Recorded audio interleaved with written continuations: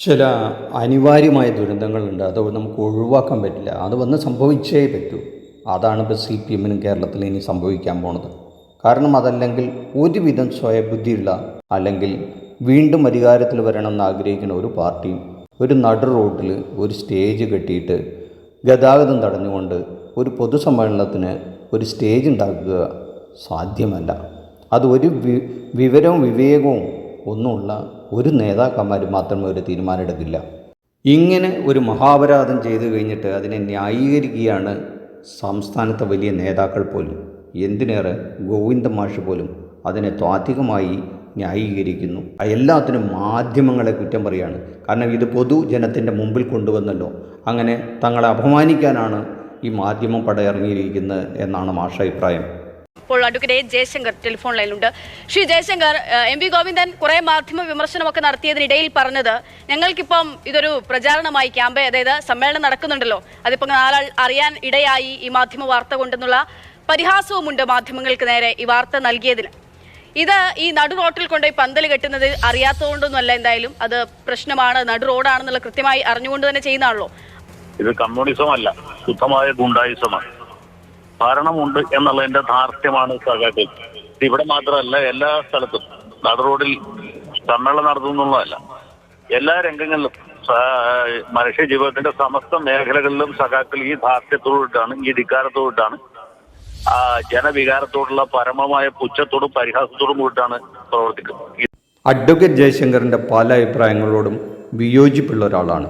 എന്നാൽ ഇപ്പം നമ്മൾ കേട്ടത് വളരെ പരമസത്യമായൊരു കാര്യമാണെന്നേ പൊതുജനത്തിന് തോന്നും. പ്രത്യേകിച്ചും ഈ നടു റൂട്ടിലെ സ്റ്റേജ് കെട്ടിയിട്ടുള്ള ഒരു സമ്മേളനം നടത്തലിനെ പറ്റി മറ്റെന്താണ് പറയാനുള്ളത്?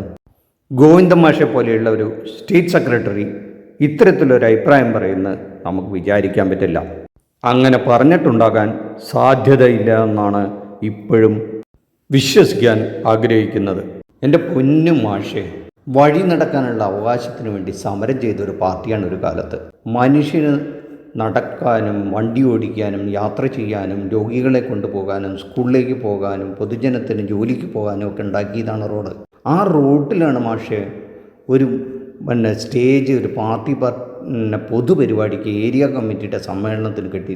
എത്ര സ്ഥലം ഉണ്ടാവും വേറെ ആ നാട്ടിൽ? അവിടെയൊക്കെ നടത്തിയ പോലെ എന്തിനാണ് ഇങ്ങനെ ഒരു അപരാധം ചെയ്യുന്നത്? വഞ്ചൂരിലെ കൗൺസിലറായ ഗായത്രി ബാബു, അതായത് അവിടുത്തെ ഏരിയ സെക്രട്ടറിയായ വഞ്ചൂർ ബാബുവിന്റെ മകളാണ് അവിടുത്തെ കൗൺസിലർ ഗായത്രി ബാബു.